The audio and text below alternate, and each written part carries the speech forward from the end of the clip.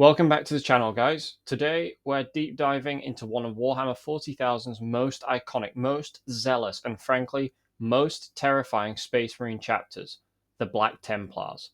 A force so devoted to the Emperor that they've spent 10,000 years on an unending holy war.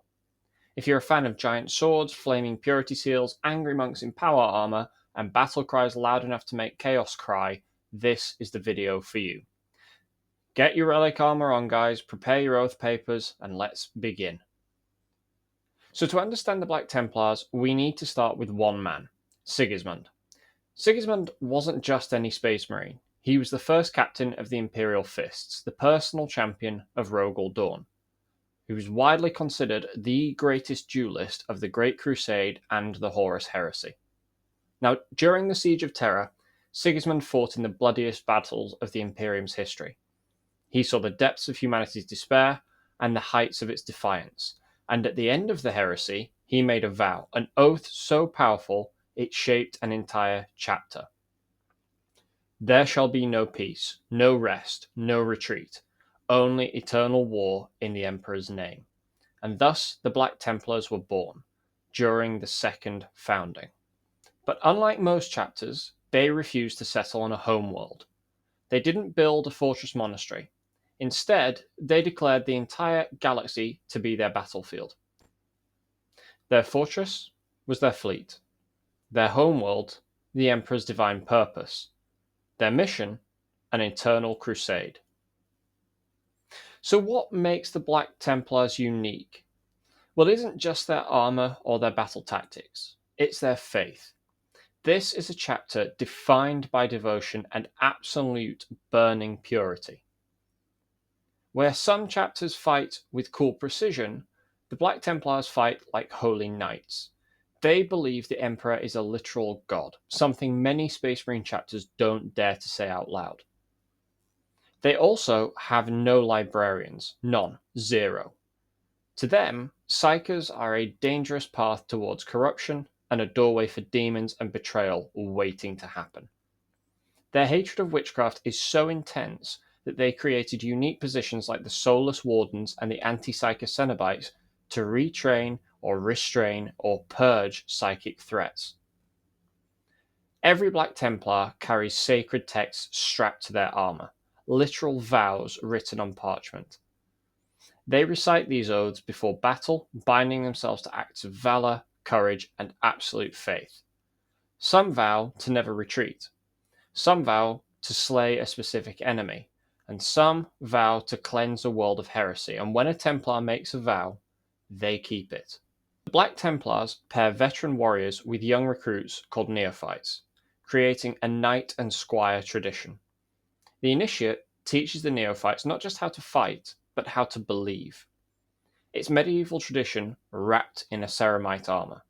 Now, most Space Marine chapters follow a book called the Codex Astartes, written by Rabute Guilliman after the Horus Heresy.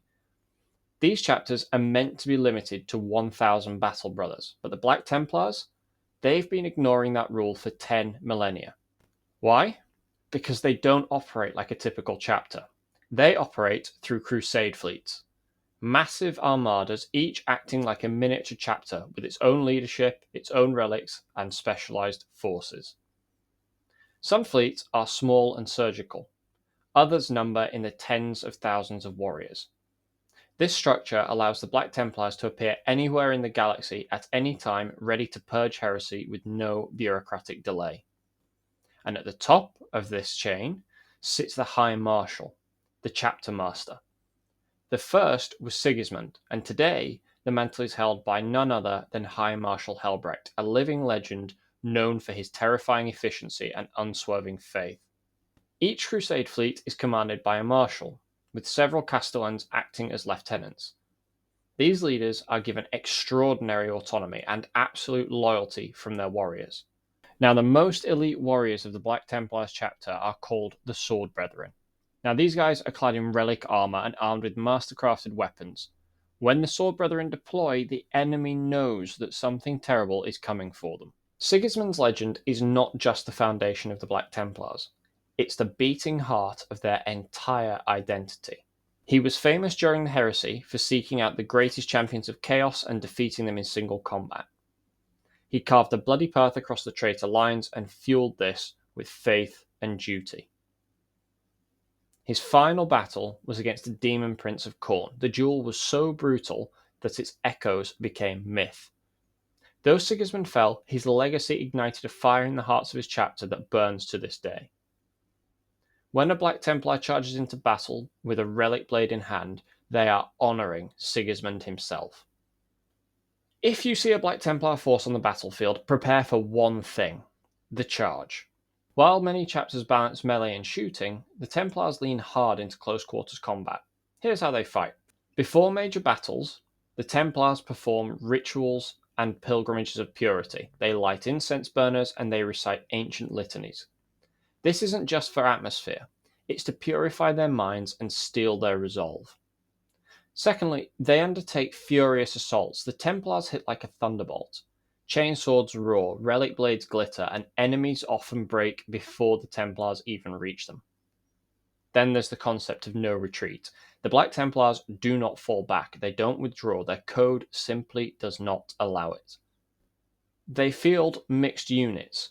Initiates fighting side by side with neophytes allows the chapter to field large, flexible squads capable of absorbing shock and returning overwhelming force. And then there's the biggest part. They have chaplains everywhere. The Templars' reliance on chaplains borders on legendary. These warrior priests amplify the chapter's already fanatical zeal, turning their soldiers into unstoppable forces. Now, we've already discussed the legend of Sigismund, so let's take a look at a few other chapter legends. First up, we have High Marshal Helbrecht. The current chapter master, Helbrecht, is a brutal commander known for crushing Xenos and Chaos forces alike. His battles against the Orcs alone are the stuff of legend. Then we have Chaplain Grimaldus. The hero of Hell's Reach, Grimaldus is probably the most famous Templar of the modern setting. He held the city of Hell's Reach against a massive Orc invasion, leading one of the most memorable last stands in all of Warhammer 40k's lore. And then we have Emperor's Champions. Now, these guys are chosen through holy visions. The Emperor's Champion is a singular warrior tasked with dueling enemy leaders and fulfilling divine prophecy. Every single crusade has one. When the Great Rift split the galaxy, plunging half of the Imperium into darkness, the Black Templars did not falter. Instead, they took it as a sign, a call to arms. With Primaris reinforcements flooding in during the Indomitus Crusade, the chapter has grown more powerful than ever. Some traditionalists resisted Primaris integration, but ultimately they embraced the idea that all warriors can serve the Emperor's will. Today, Crusade fleets burn across the galaxy, worlds fall, heresy is cleansed, and the Black Templars continue their eternal war. So from what we've discussed already, you can see why the Black Templars are one of the fan-favourite factions in all of Warhammer 40k.